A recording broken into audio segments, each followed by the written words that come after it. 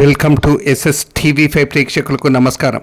ముప్పేట సమస్యలతో గులాబీ బాస్, జైల్లో కూతురు, జారిపోతున్న కేడర్, మరోవైపు కేసులు, తల పట్టుకుంటున్న గులాబీ బాస్, ఏం తెలియని అయోమయంలో బాస్.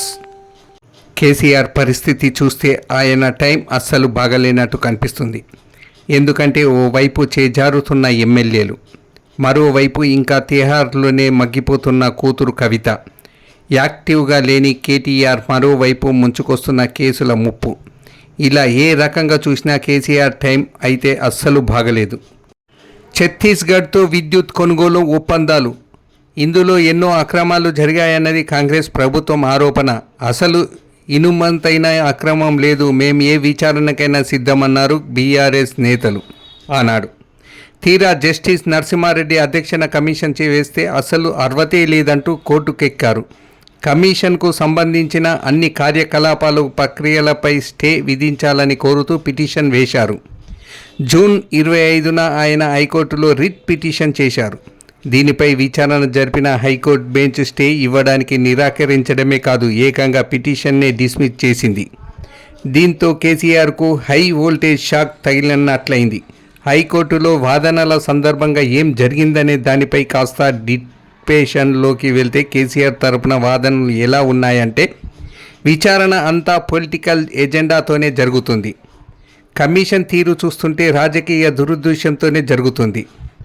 ప్రెస్ మీట్ పెట్టి జస్టిస్ నరసింహారెడ్డి వ్యాఖ్యలు ఏకపక్షంగా ఉన్నాయి, తనకు పంపిన నోటీసులు వెంటనే రద్దు చేయాలి, ఇలా సాగాయి కేసీఆర్ తరపు న్యాయవాదుల వాదనలు.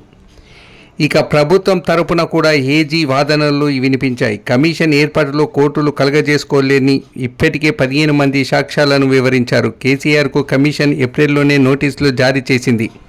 ఎన్నికల కారణంగా టైం కావాలన్నారు. కమిషన్ ఎక్కడ పక్షపాత ధోరణితో వ్యవహరించలేదు. కేసీఆర్ పిటిషన్కు విచారణ అర్హత లేదు, నిబంధనల ప్రకారమే కమిషన్ కేసీఆర్కు నోటీసులు పంపింది అంటూ ఏజీ వాదనలు వినిపించారు.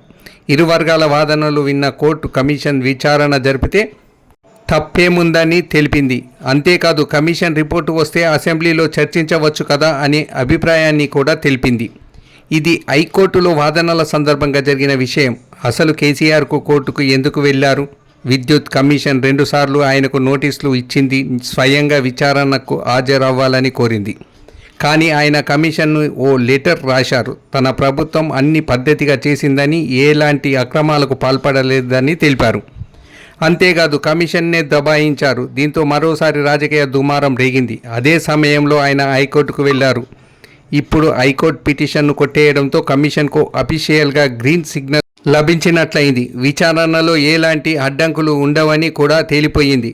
హైకోర్టు నిర్ణయంతో మరోసారి కమిషన్ కేసీఆర్కు నోటీసులు జారీ చేయడం పక్కాగా కనిపిస్తుంది. జరిగేది ఎలాగో జరగక మానదు. కానీ ఇక్కడ కేసీఆర్ వ్యవహరించే తీరే కాస్త గమ్మత్తుగా ఉంది. ఎందుకంటే ముందు ఆయనే తోడలు కొట్టారు, దేనికైనా సిద్ధమంటూ, ఇప్పుడేమో కంప్లీట్ రివర్స్లో వ్యవహరిస్తున్నారు. వీటన్నిటిని చూస్తుంటే ఆయన భయపడినట్టు క్లియర్గా కనిపిస్తుంది. ఏ తప్పు చేయనప్పుడు భయం ఎందుకు అనేది అధికార ప్రశ్న. ఇవన్నీ ఓకే, కానీ ఈసారి కమిషన్ నోటీసులు ఇస్తే ఆయన కేసీఆర్ రెస్పాండ్ అవుతారా?